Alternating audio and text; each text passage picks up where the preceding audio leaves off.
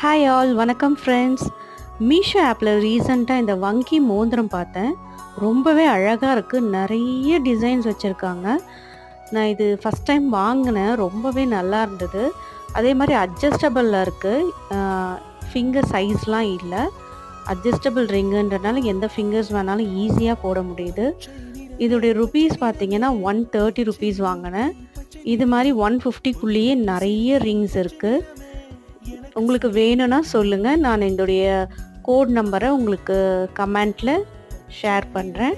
பிடிச்சிருந்தா லைக் பண்ணுங்கள். Thank you friends. எனக்கு சம்மதம் தருமே, எனக்கு சம்மதம் தருமே.